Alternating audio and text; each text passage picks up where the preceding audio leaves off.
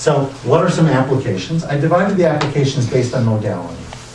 The thinking being that, as we try to think about the different types of learners that we have in our classroom, what are some types of projects that we can give them that are going to tap into those skills, okay?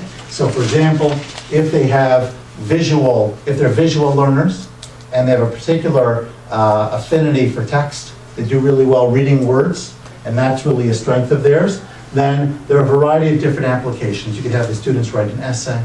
Specifically, a diary could be really neat. I remember, for example, when I taught Jewish history, so I was teaching a unit on Masada. And for those of you who are not familiar, Masada is a fortress, mountain fortress in the south of Jerusalem, where there were groups of rebels, let's call them, groups of Jews that were holding out, resisting with the Roman forces after the war. So I had the students write 3 diary entries. One at the very beginning when they arrived, one in the middle, let's say a couple of years in, and one towards the end.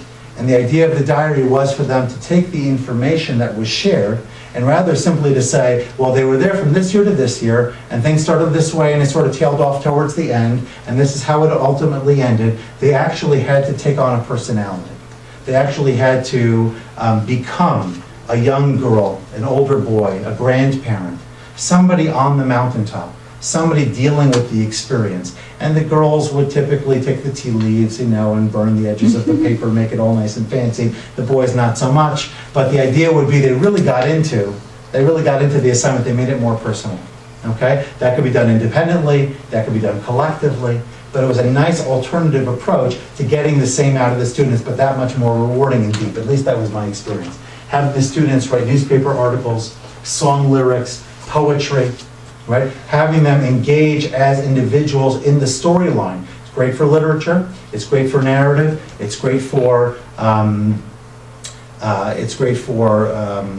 social studies, things like this. It may not be as applicable in some other areas, but I think you can even have students do writing assignments associated with, and obviously, look, if they're looking at numbers, if they're looking at, let's call it science information, having them read, having them write, that's going to speak right to their strengths.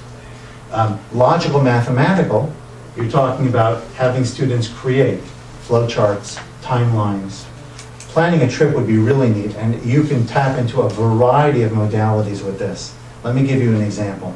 When I was teaching this Jewish history class in the second semester, I would have them, it was right around the time that students were becoming much more acclimated with utilizing the internet. At the time there was a website, I don't know if it still exists because I haven't heard it advertised in a long time. It's called Travelocity.com. You're probably familiar with it.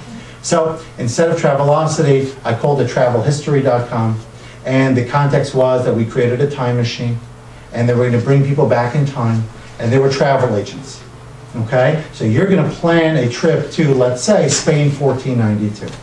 Or you're going to bring them back in time to France in the year 1105 in the time of Varashi, or whatever it might be, right? And they had to answer a list of bulleted points associated with general things associated with the time, the climate and the weather, the climate and the topography perhaps, or the clothing, whatever those items might be, the currency, the language, and then specifically Jewish things.